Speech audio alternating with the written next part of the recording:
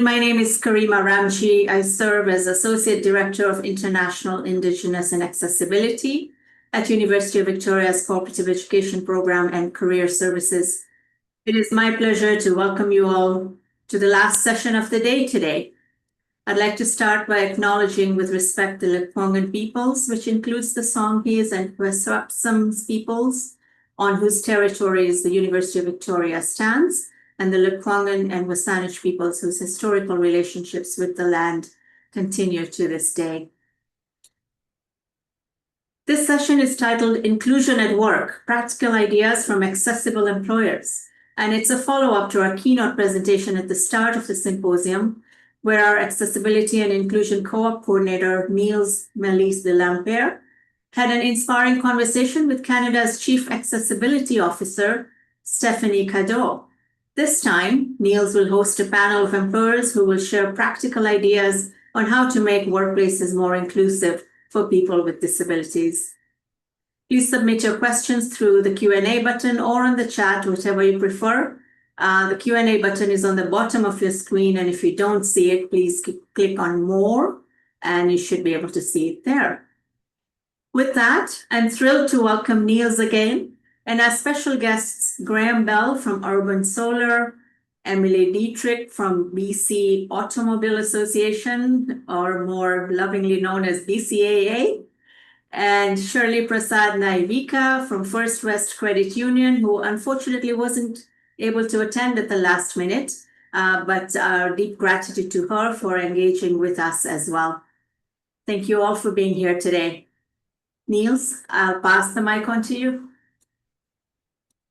Fantastic. Thank you so much, Karima. Thank you for introducing all of us and our wonderful panel here.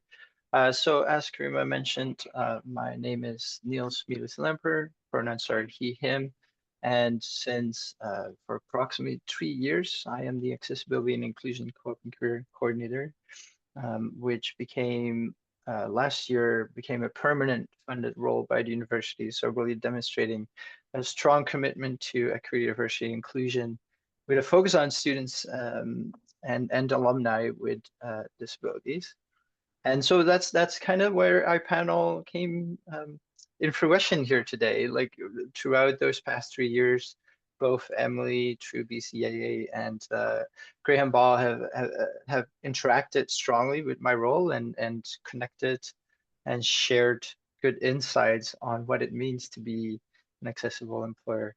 And so that's what I wanted to share with the panel today, and really want to pass on that sentiment of how we can, can lead and how we can navigate this realm as an employer, to really demonstrate, because really that's what I strongly feel that both panelists today that were able to make it are doing, is demonstrating to applicants like how you as an organization provide a welcoming space to then from there build out that diversity, right? So without further ado, I'd love for us, for the panelists to introduce. So maybe Emily, I'll first pass it on to you. You're welcome to introduce yourself to the audience.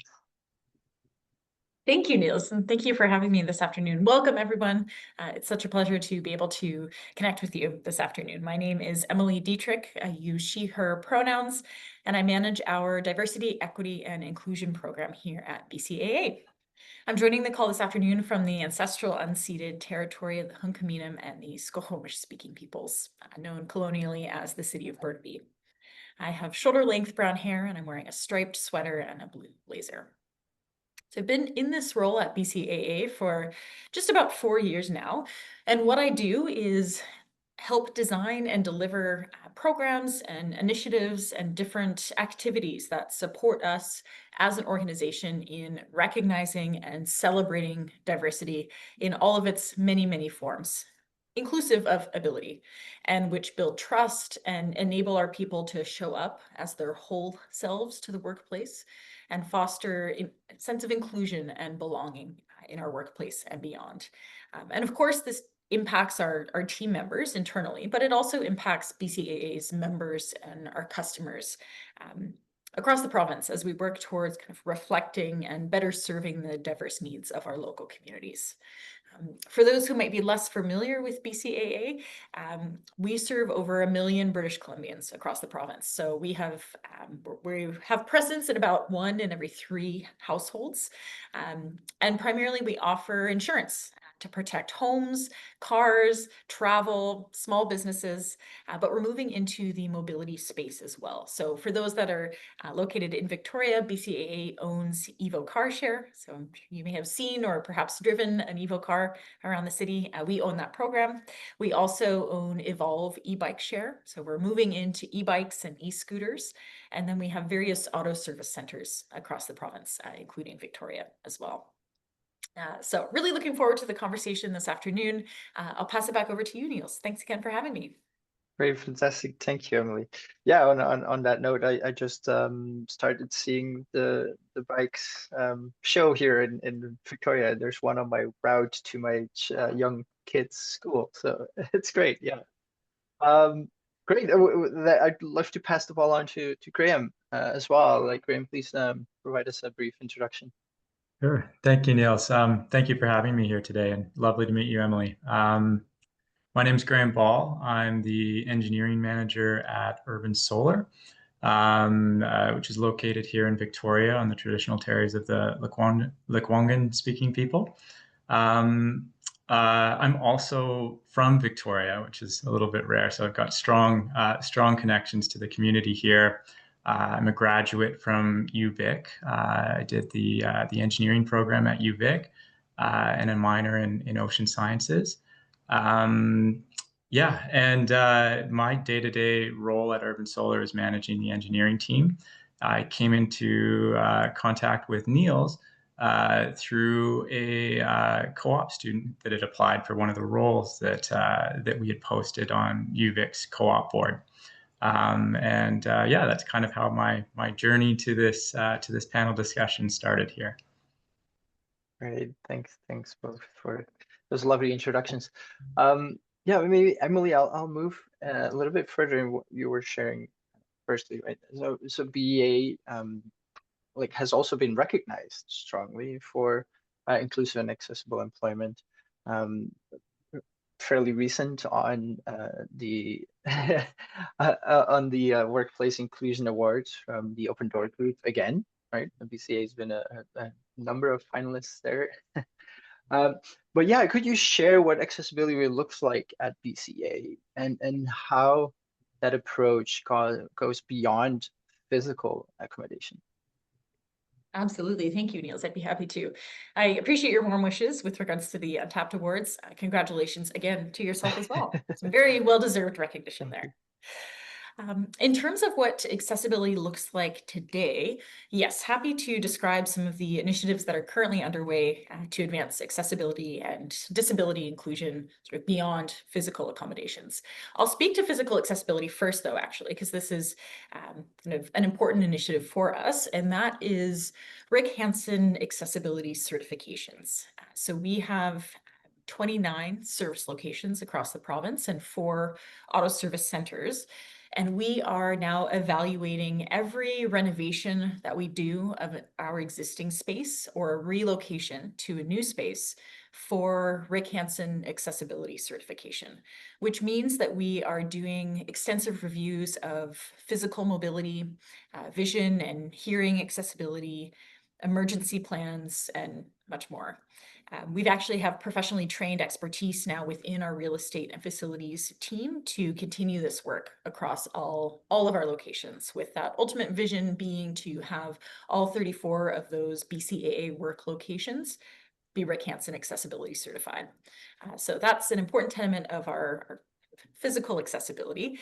But in terms of kind of what accessibility looks like beyond that, so I'll maybe speak to inclusive hiring first.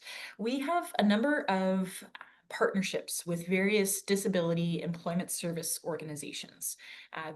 These partnerships, these are community organizations that are specifically looking to connect employers like ourselves with diverse job seekers. And we currently work with 16 of these different disability employment service organizations to align on goals. We share our open roles.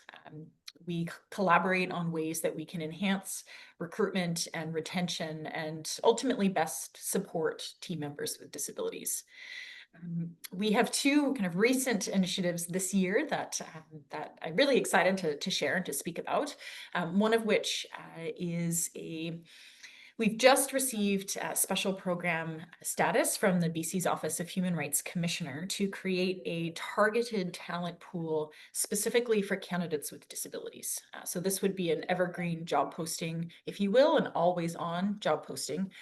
And what it would guarantee is that a candidate with a disability would be guaranteed an introductory call with a member of our talent acquisition team.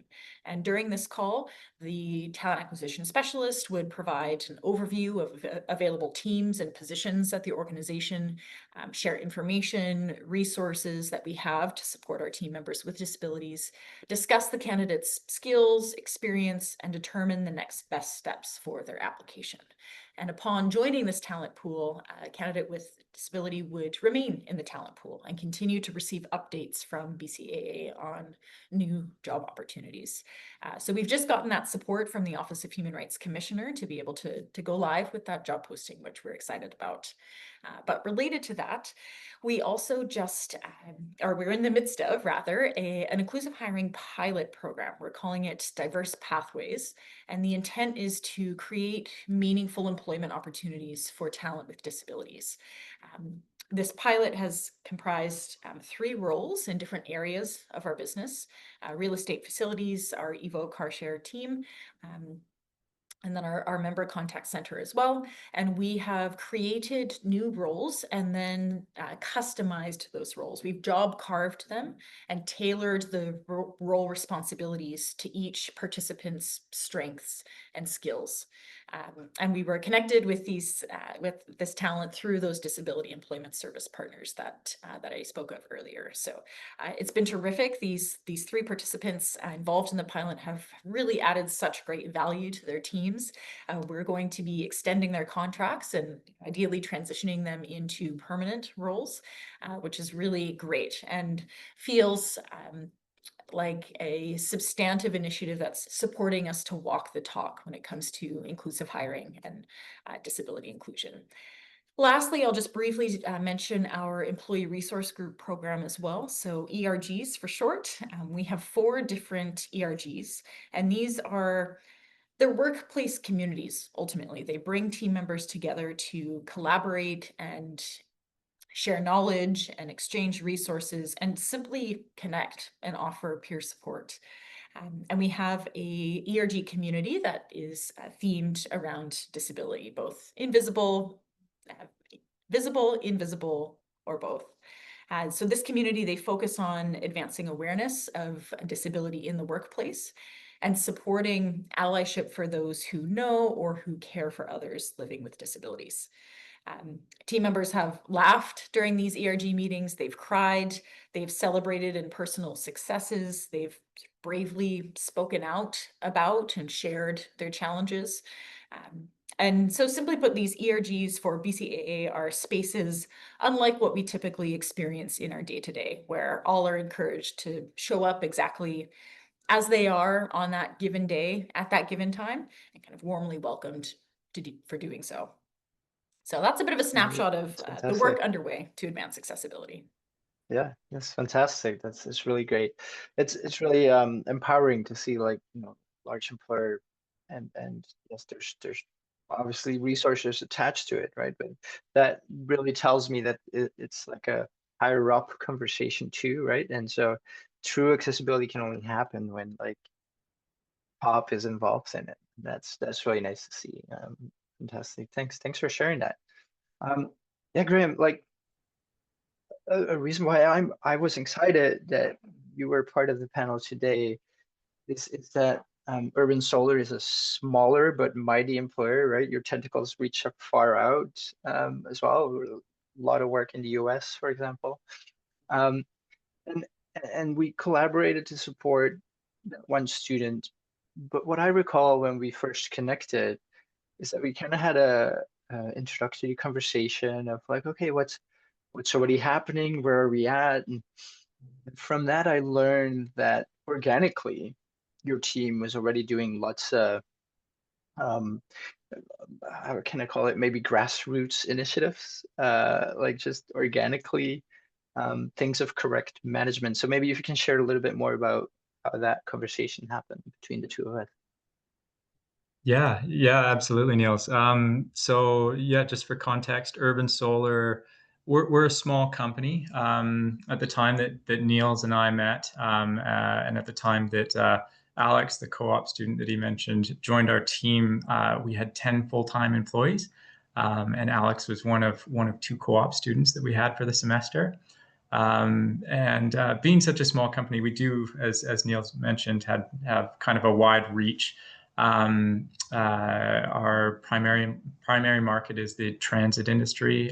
We design, develop, manufacture solar powered amenities for transit applications. So things like solar lighting, real-time displays. And our infrastructure is really focused. Our products are really focused on inclusivity, accessibility in the transit industry. So a bit of a bridge there to why we had already started looking at some of these initiatives, already being in that world and being connected to it. We were exploring how our organization could really kind of walk the walk, not just talk the talk when it came to those types of initiatives. And yeah, when I first met Niels, I gave him kind of a rundown of some things that we were already doing, such as our hiring practices had shifted. Not just from kind of the traditional surface level interviews that are typical in today's job market, but towards more of an evaluation of candidates based on their core values and how well they align with our team's core values, as well as evaluations of their technical skills, which we were doing through the form of technical challenge in our interview processes for full-time hires. And working with Niels, we adapted some of these initiatives, like the hiring, to be more inclusive for the co-op student Alex, who applied for the role.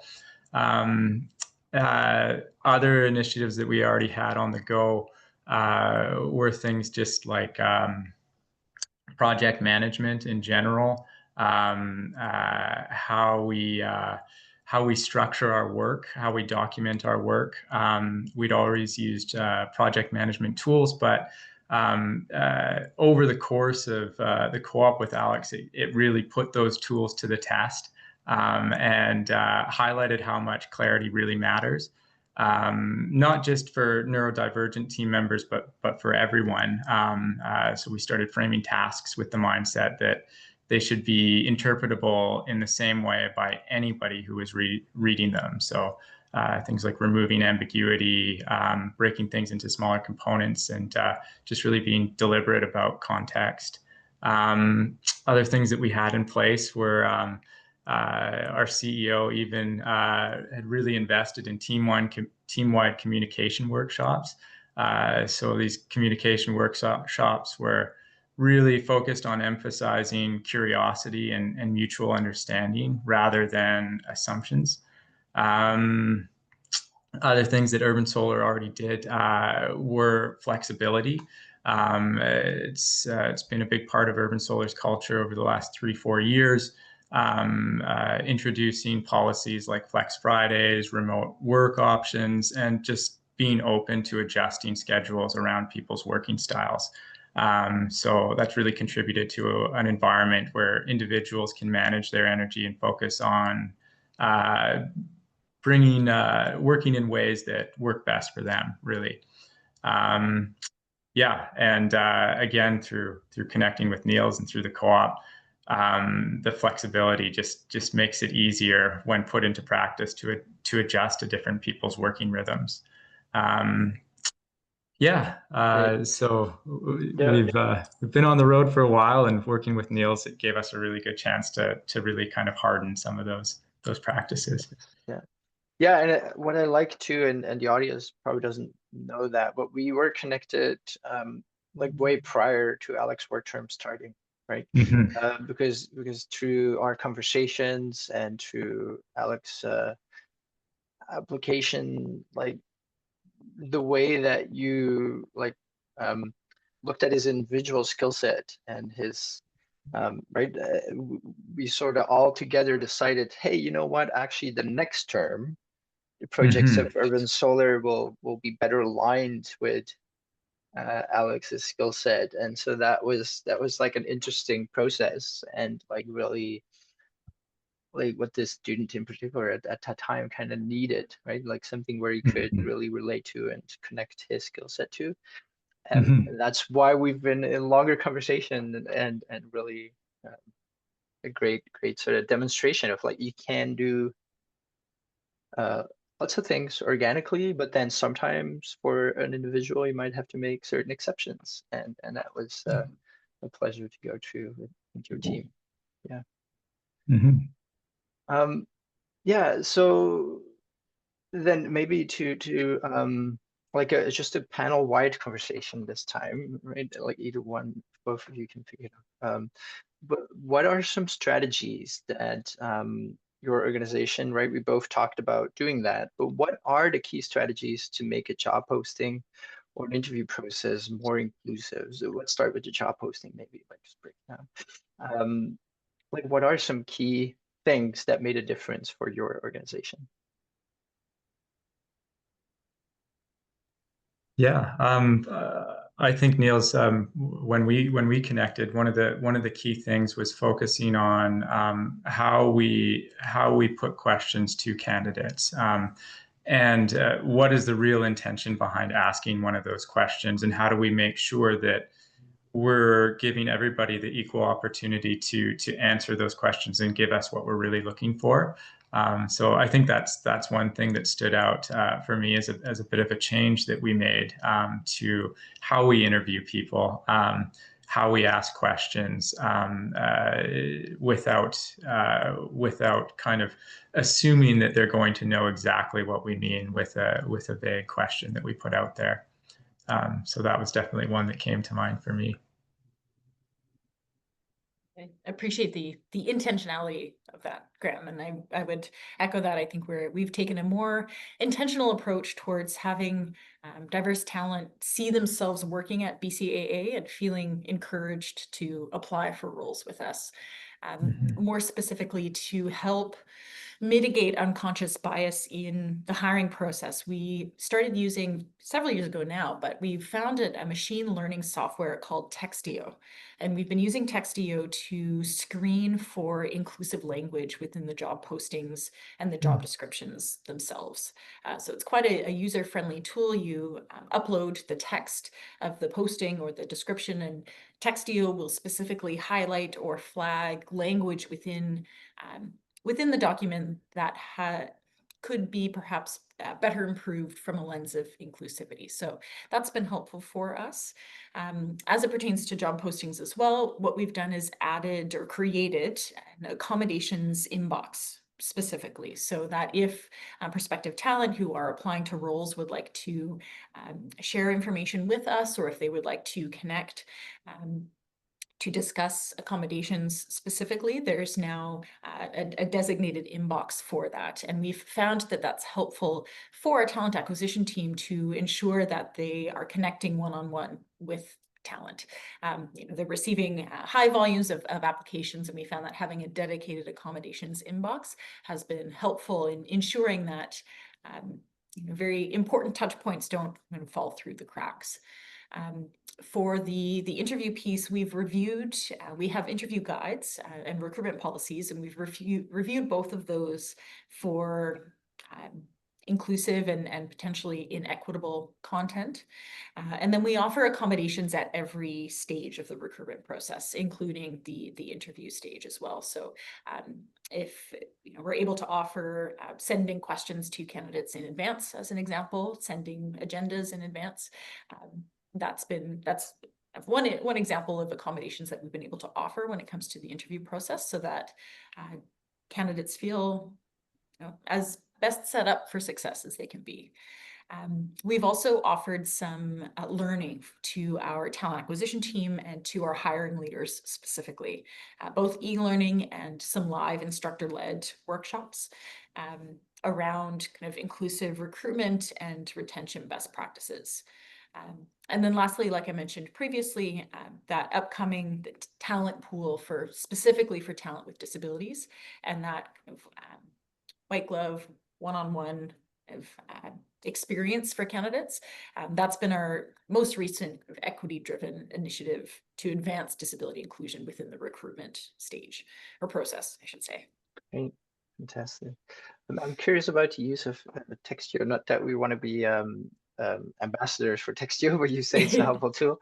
Like, what are some of the words that sometimes pop up? Like, I'd be curious to hear that from. Oh, that's a great question. I would say sort of categorically what we see is gendered language, and less so about specific words, but more so the sort of combination of several words might give a job posting or description in the eyes of the tool a more masculine, I'll say, or more feminine representation, such that the language would attract or perhaps discourage specifically identifying candidates from applying to that posting.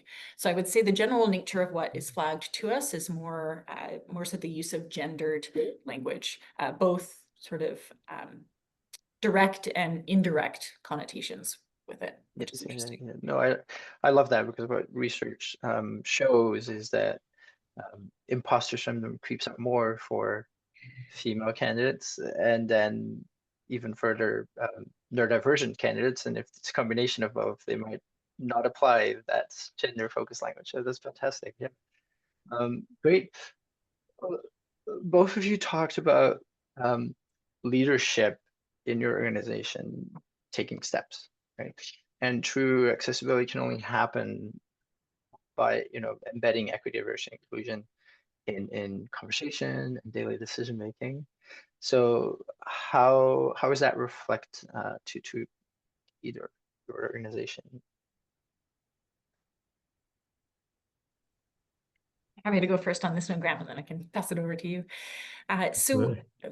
I would say yes. Leadership has played a critical role in helping us weave diversity, equity, inclusion, and accessibility throughout the organization in terms of kind of operational activities and decision making. I'd say this work kind of began several years ago in an evolving pandemic world. BCAA's leadership engaged our board of directors around specific DEI guiding principles that would form the development of a future DEI strategy. So in 2021, the board kind of approved a DEI strategy, guiding principles, and then 5 channels of focus to ensure that we would take an organization-wide sort of systemic approach to DEI. And so each of these channels of focus has key leaders who are accountable for advancing DEI within that channel of focus. So in and of itself, sort of creating a bit of an accountability mechanism. The program, myself and the program, we meet with the senior leaders quarterly, and we solicit their activities and their plans specific to DEI and offer our support in return. We have leadership across departments and work locations who actively participate in and engage in DEI initiatives. So this would include our DEI event programming, such as workshops and ERGs. We have a Voices personal storytelling series on our company intranet, and we feature, our leaders have participated in that. We also have an annual campaign for folks to update or to populate their personal information in our HRIS, and our leadership have been kind of active champions of encouraging folks to do so.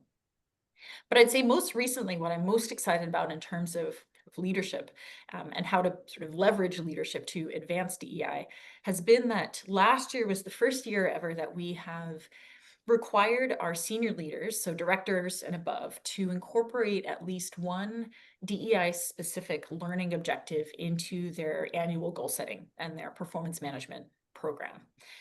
And then we launched a DEI learning catalog to support those leaders in being able to achieve that goal. That's continued this year as well. And in fact, in next week at this time, we'll have our director level and above participate in a workshop on anti-ableism with a consultancy called Inclusive Experiences. So we've found that that's been a helpful sort of secondary layer of accountability. These folks now, their performance and by extension, their incentives are now sort of tied to DEI in this way. Insofar as, to achieve the goals that have been outlined for the year, that includes engaging in DEI learning. And so that's been really helpful for us as an accountability mechanism to continue engaging leaders in this. That's amazing. Yeah. Lastly, we have a DEI advisory committee that has an executive sponsor, and then each of our employee resource groups have executive sponsors and senior team sponsors. So that's director, VP level. So these roles directly embed senior leadership into DEI efforts, again, such that they're advocating for and championing these workplace communities across the organization. They're supporting strategic alignment. They're facilitating resources, budget, tools, personnel, et cetera. And then they're also sort of facilitating professional development for our people in the form of learning and mentorship. So that's been another salient touch point with leadership as well. That's fantastic to hear. And, anecdotally, I can tell to the audience, should they not be aware, like whenever from my role, I connect with one of the recruiters, BCAA, they're always excited to learn about my role and they're so engaged. And so that system works. So yes. Graham, yeah, again, from that perspective of like a smaller employer, like how does that work in your team? I can imagine it's different. Am I right? I was going to say I'm loving the contrast between BCAA and our organization. I'm actually very grateful to hear how Emily's role works and how that integrates within a larger organization.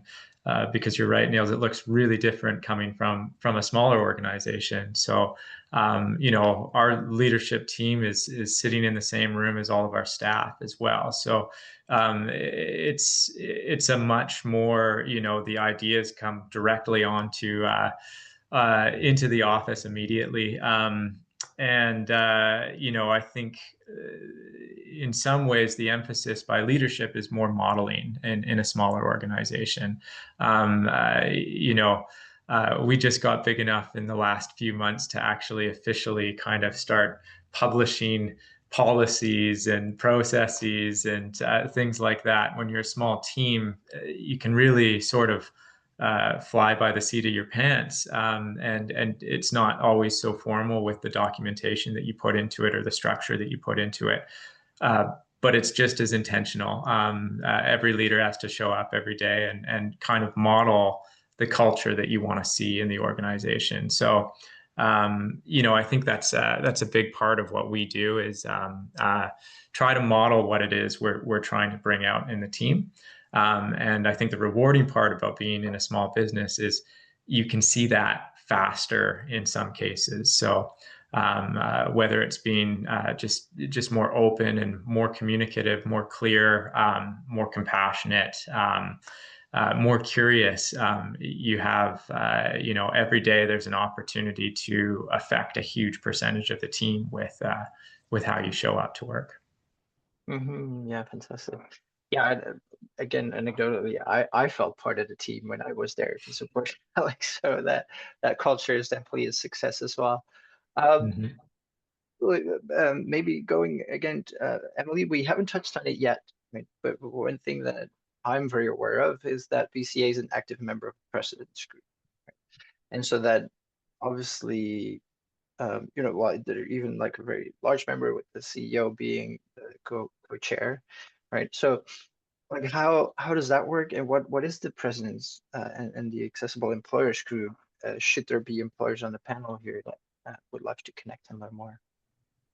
Totally. Thank you, Niels. Yes. So as you mentioned, our president and CEO is one of 25 local business leaders who serve as a member, and currently he's the co-chair, but we're a member of the President's Group Advisory Committee. And this is a committee that's appointed by the Minister of Social Development and Poverty Reduction to act as a liaison between business and government and to consult on accessibility legislation. And we've actually been involved, President's Group is kind of part of a broader ecosystem, which is now referred to as Accessible Employers. And we have been part of Accessible Employers for years now. I think 2016, long before my time at the organization, was when we had first joined. And so Accessible Employers exists to help businesses of all sizes and all sectors navigate the accessibility landscape in BC, although now they're expanding nationally as well, which is exciting. Navigate the accessibility landscape, establish inclusive employment policies, access training and resources, and ultimately connect with other employers that are on the same journey. And so Accessible Employers has shared with us for free e-learning courses that are fantastic, and that we've been able to upload to our learning center and promote to our team members. They also, and perhaps most importantly, Accessible Employers has a community of practice it's comprised of organizations who have publicly committed to becoming more inclusive in employment practices and hiring talent with disabilities. And this group meets on a quarterly basis, and it's an employer roundtable, really, where we all share our successes and challenges and learnings, specifically with regards to accessibility and disability inclusion. And it's a safe space for us to be able to kind of share our knowledge and also ask questions and provide support to one another. And we see organizations of all sizes and sectors in that community of practice. And it's really become so valuable for ourselves. We've benefited tremendously from tapping into this network for best practices, for referrals, inclusive experiences, for example, that's facilitating this workshop for us next week. That was a referral from the community of practice, and ultimately just the support. It's really made a big difference in helping us advance our efforts further and faster. So I would absolutely recommend that to any employers that are on the call this afternoon that may not yet be aware of or familiar with Accessible Employers. Yeah, and to the audience, if you're friendly taking notes, we are gathering a whole database of all the resources that have been discussed in all 10 sessions this week. So if you're registered for this session or more, you will receive that shortly after this week. So you don't have to take notes, is what I'm saying. Great. And so maybe like there's some myths too that circulate about accessible hiring, right? And so sometimes from my role, I engage with employers who are committed to making this work, but just don't know where to start. And sometimes that fear of not knowing where to start can lead to not engaging with it at all, out of fear. So what are some of those myths that you see and kind of have unpacked? Maybe Graham, can I start with you? Yeah. Sure. Yeah, absolutely. I think one big myth is that I think would be worth addressing, especially from Urban Solar's perspective, is that you can't hire for accessibility when you're a smaller organization, or that it's going to be too much work for a smaller organization because we don't have somebody like Emily or really even an HR department that can help us navigate the challenges that might come up when hiring for accessibility. But from my experience in working with you, Niels, and hiring Alex and having him on board for a semester, something that I really learned through that process is it isn't necessarily more work. Everything in a small business is work. So specifically, inclusivity is just different work, and it's work that if you put the time and effort into it, you see payoff in other areas. Yeah, what I'm pointing to is, in general, a lot of the work that we put into our practices, into our processes, into how we worked as a team, in order to be accessible, were really just good management practices at the end of the day, and well worth the effort that we put into it. Clarity, communicating without assumptions. These are basic things that you have to, I guess you're forced to pay more attention to them when you're trying to be inclusive.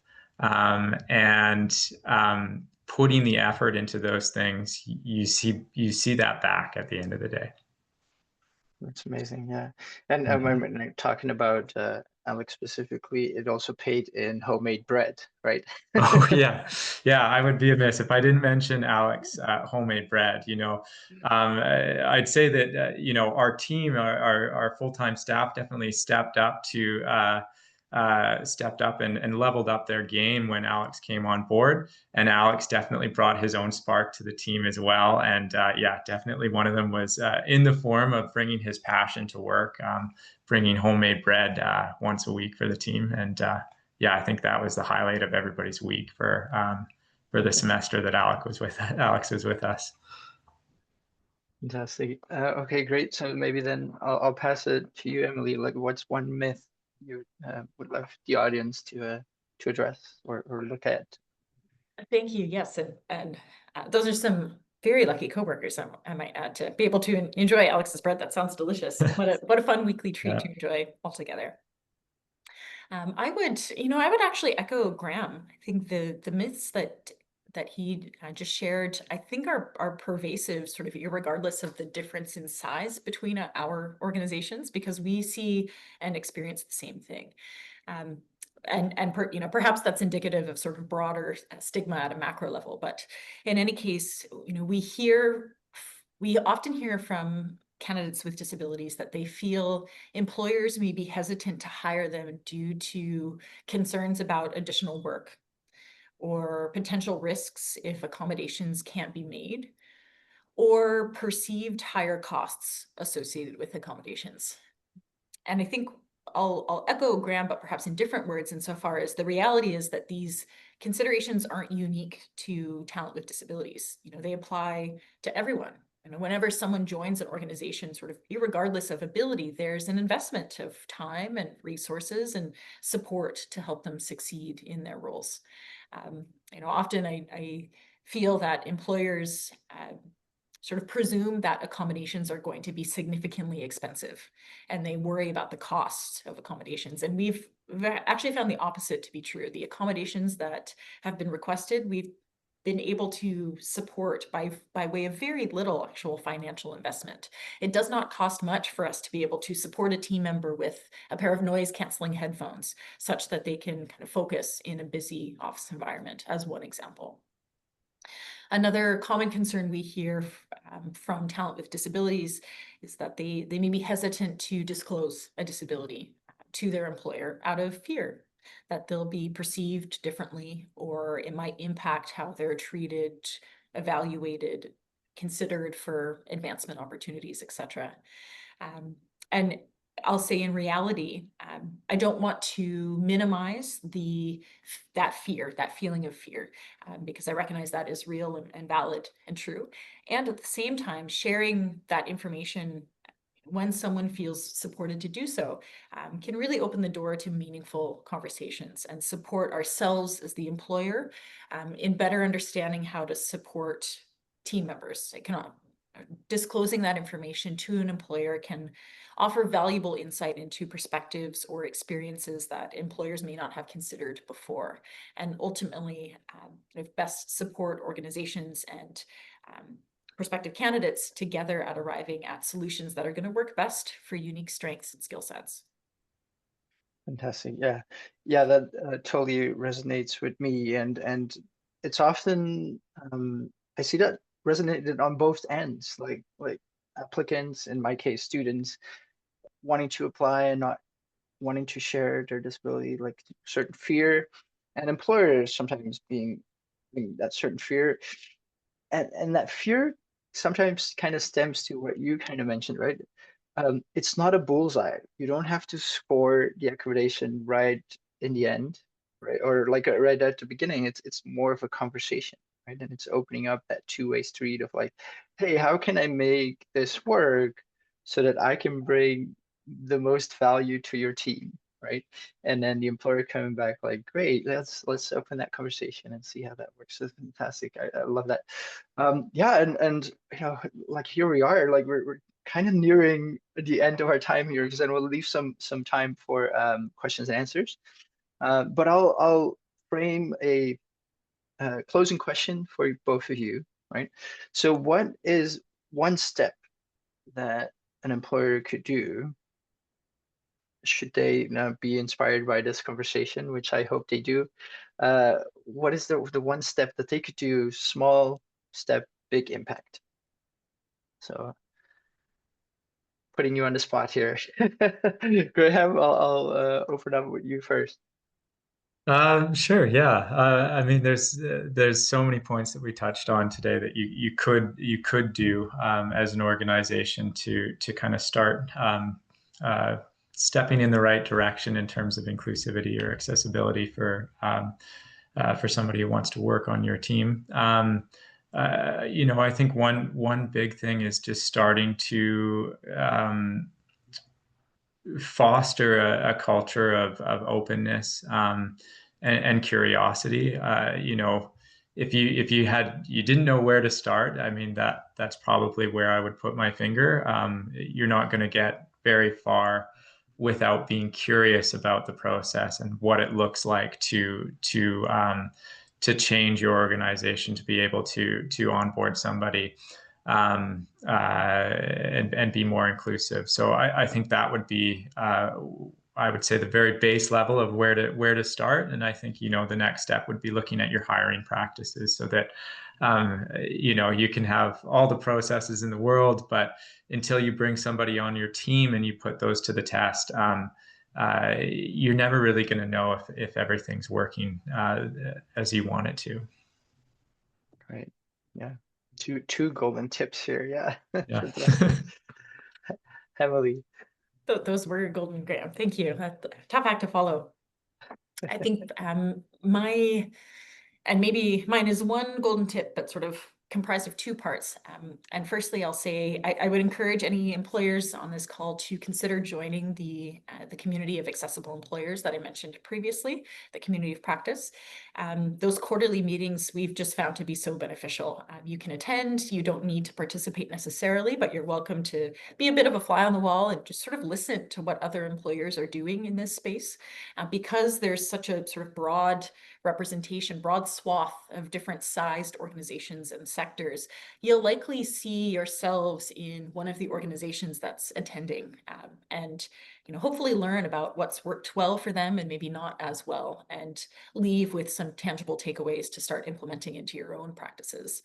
And then the second part of that, also related to accessible employers, I'll share that BCAA has been part of actively measuring and benchmarking our disability inclusion through an initiative called the Pledge to Measure. And the Pledge to Measure is now a Canada-wide initiative for organizations to track and report the number of team members and the number of leaders with disabilities in their workplaces. You know, Graham said it before, and I'll echo that absolutely, that inclusion starts with transparency and measuring for disability inclusion. In this way, you can start to set benchmarks and track, and I don't mean quotas, but start to track progress towards greater equity. We've participated for the past 5 years. It's a way for organizations that are looking to make a difference and drive change in workforce inclusion to be able to just start to measure that.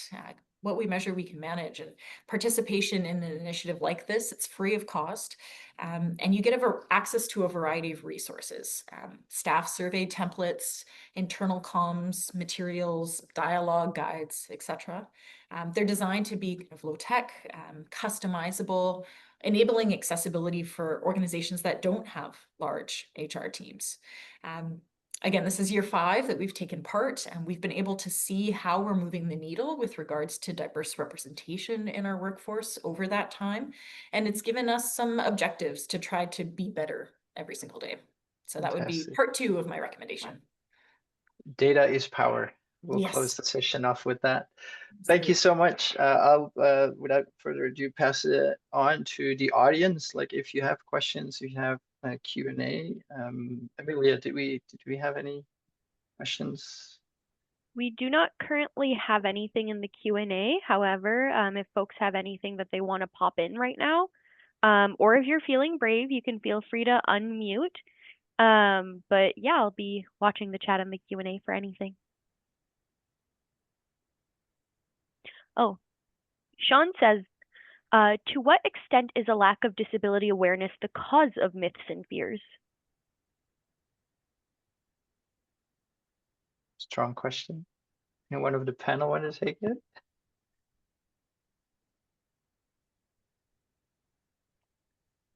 Would you mind repeating it one more time for us, please? Yeah. To what extent is a lack of disability awareness the cause of myths and fears?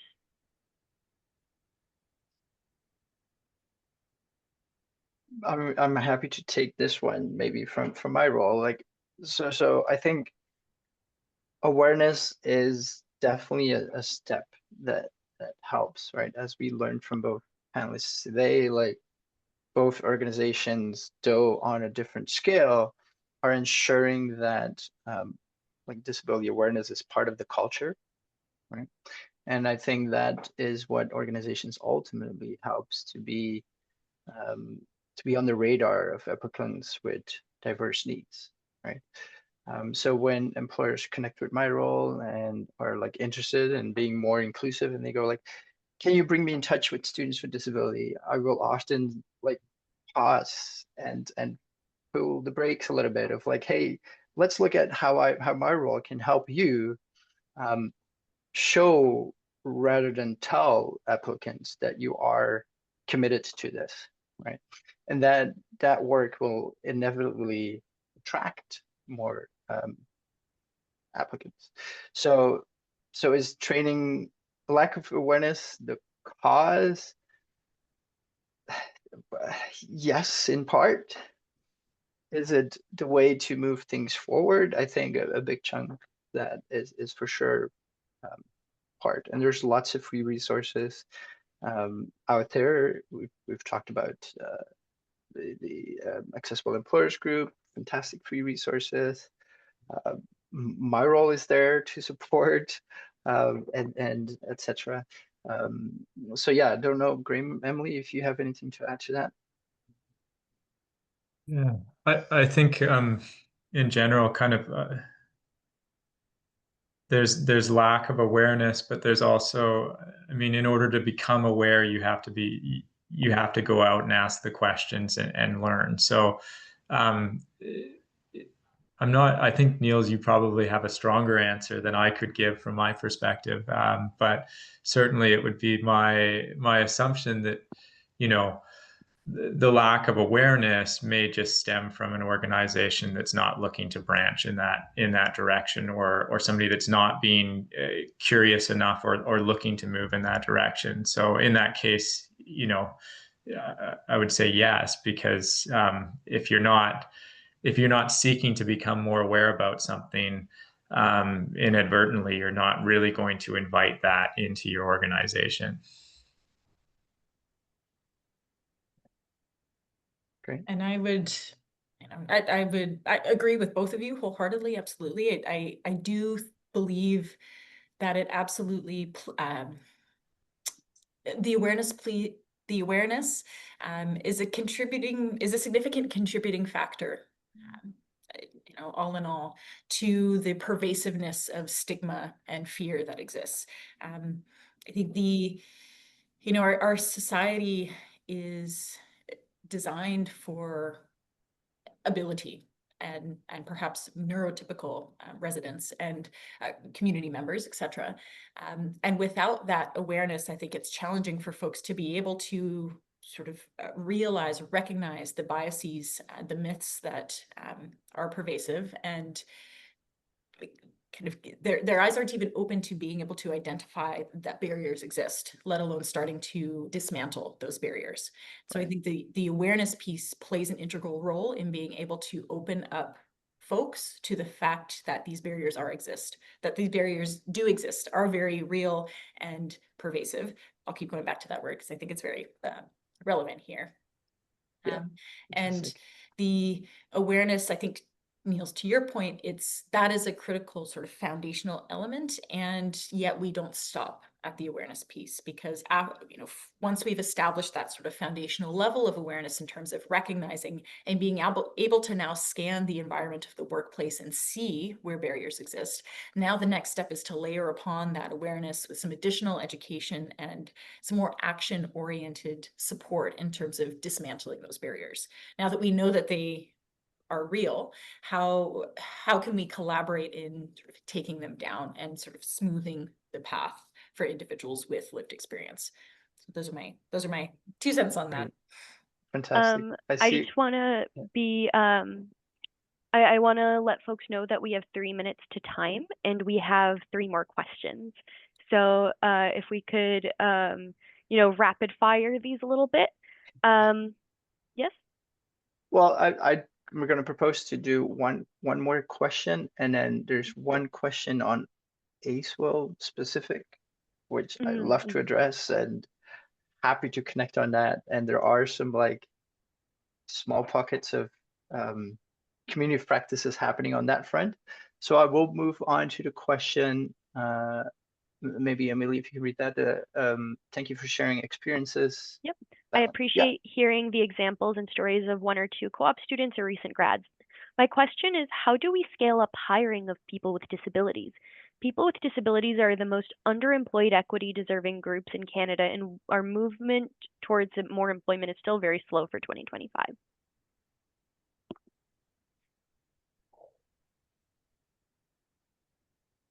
So maybe I'll take this one because it's on a larger scale than our 2 employers here. And it kind of reflects back on the conversation we had on Tuesday with Stephanie Killier, the Chief Accessibility Officer, where in her report, she also recognizes that, one of my questions was how far, if we were trained, how far did we move? And we're not even past the Rockies, is what she said. And so yes, there's a lot of more work to do. And I think, how can we upscale? Starting with conversations like these, and making those publicly available is one of the start. And then I want to make sure we can do a closing. So Karima, I'll quickly pass it on to you for a brief closing. And I really enjoyed this panel. I'll close with that.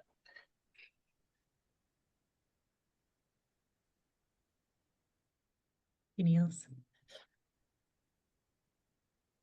Sorry, thank you so much, everybody. It's been such a fabulous conversation. I appreciate all the insights, and it has been a pleasure to meet and talk with both of you, Emily and Graham. I'm kind of thinking dynamic duo here, right? I mean, you're really on the ball with your journey towards inclusion. So congratulations, and thank you for sharing all the tips that you have.